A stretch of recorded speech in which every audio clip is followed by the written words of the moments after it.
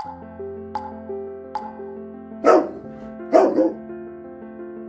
again to the Snitch-based community. Today we thought we'd come out to Arcadia and talk to Steve Austin, a professional dog trainer, about his opinion on dog parks and how to socialise your dog correctly. So thank you so much for talking to us today. Thanks, Tracy. Thanks for asking for my opinion.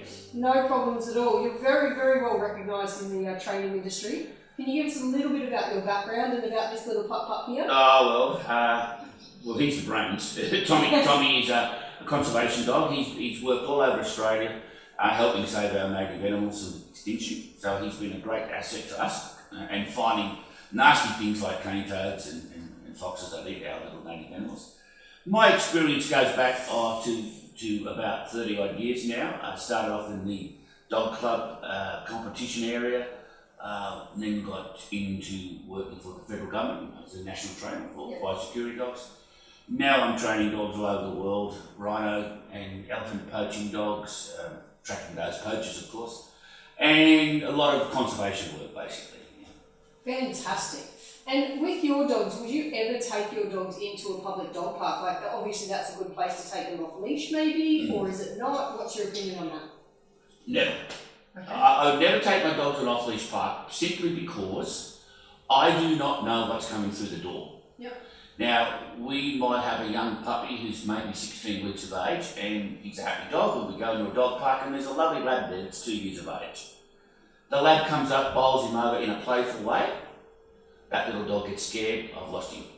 Lost him for life almost, because then he has anxieties around other dogs. Or worse, the dog that's in can be aggressive and hurt your dog. And there's a lot of problems going on in off-leash dog parks. So people should be very aware that just because they go to an off-leash dog park, it doesn't mean that the dogs that are in there are the same as your dog.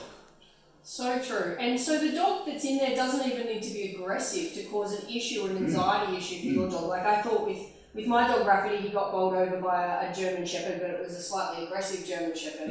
And he's now a bit dog selective to dogs that are bigger than him, and he gets very, very scared.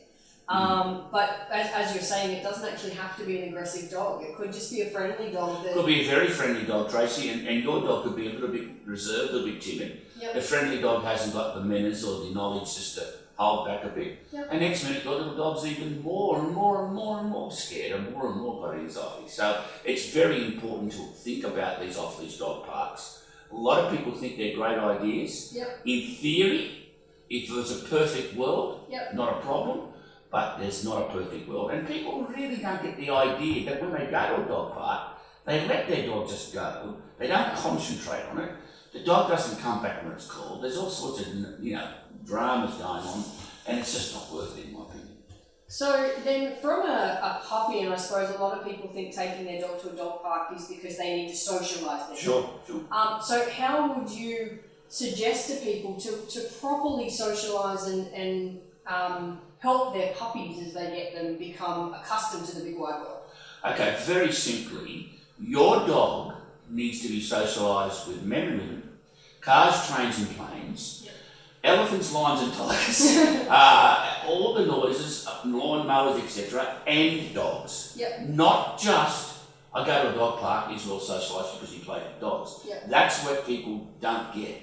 Socialisation is a broad sense, a broad area of all the different things in dogs' life. These dogs have to be socialised around kangaroos. Don't chase them. These have to handle gunfire. Don't get scared of it. They have to learn to go in trucks and planes and sleep in the back of the truck for 2 or 3 nights, instead of their own kennel. They have to be socialised in all those things. Where the normal pet dog should be socialised in areas where they live, cars, trains, planes and buses, and that's so important. So we're probably missing out on a lot of key socialisation, which is maybe increasing our anxiety issue in Australia. We know that about 40% of all dogs in Australia have a fear or phobia, and that maybe could have been mitigated if we thought more about holistic socialisation rather than I just take it to a dog park and it's seen other dogs, so it's good. 100%. More dogs are killed in Australia from bad behaviour, and bad behaviour usually comes from unsocialised dogs. So if you think about it, logically, the more you socialise your dog, the better that dog's going to become as a dog. So in your opinion, if you could find a safe and secure area where you could bond and train with your dog with other dogs maybe that you know, or no dogs and no other people, that would be a better way to help train your dog and do some off-leash activities. Absolutely. If I can control the environment, I'm all for it. But I can't control the environment in an off-leash dog life. I can't. Yep. So I don't. Excellent. Well, thank you so much for your opinion today, Steve. It was great to talk to you and great to Oh, yeah, meet the you. brains. Lots The brains. of self-care. The brains. I'm going to go and cuddle a lot of dogs now, so we'll sign off and thank you so much.